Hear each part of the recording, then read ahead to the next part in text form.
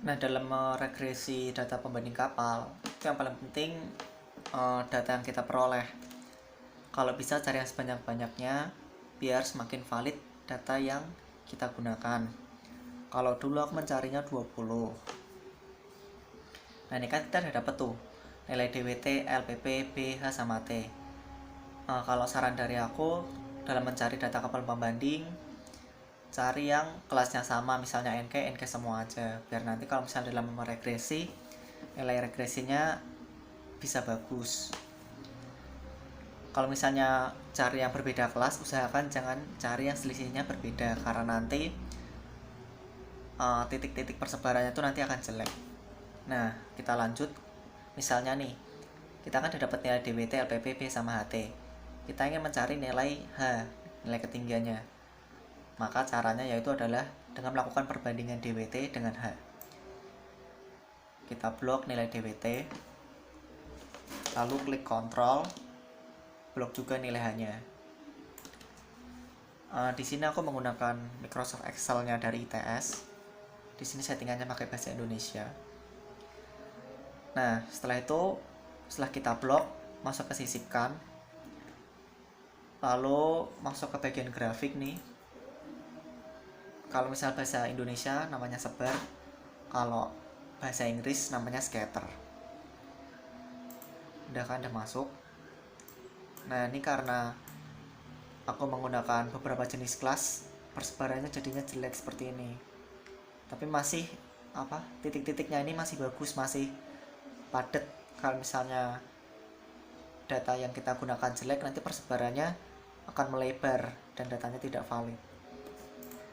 Nah, oke, lanjut. Kita klik ke bagian titiknya ini, lalu klik kanan, tambahkan garis trend.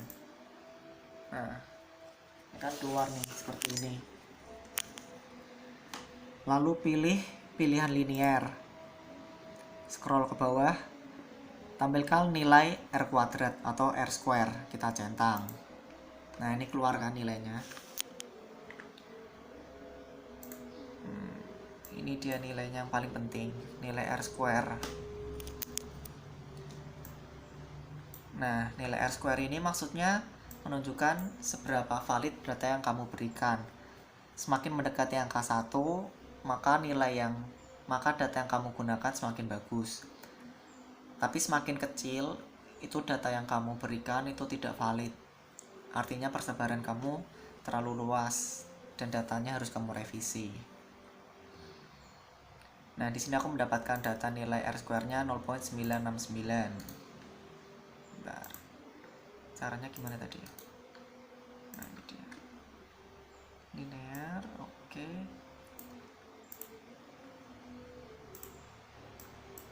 Sorry. 9327. Nah, kalau misalnya kamu udah yakin sama datanya, data R square-nya udah bagus,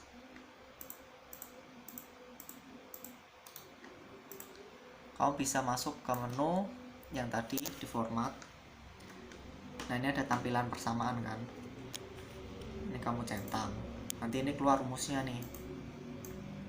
Nah, rumusnya Y sama dengan 0.0003x tambah 6.8192. Nah, rumus ini akan kamu gunakan untuk mencari nilai LPP, BH, sama T. Kita lanjut aja di sini. Di sini singkatnya aku udah mencoba. Ini data yang aku gunakan dari D1, nilai height-nya. Kan tadi ketemu 0.0003x tambah 6.8192. Nah, ini kamu masukkan. X-nya itu nanti dimasukkan dari, benar, aku lupa. A13.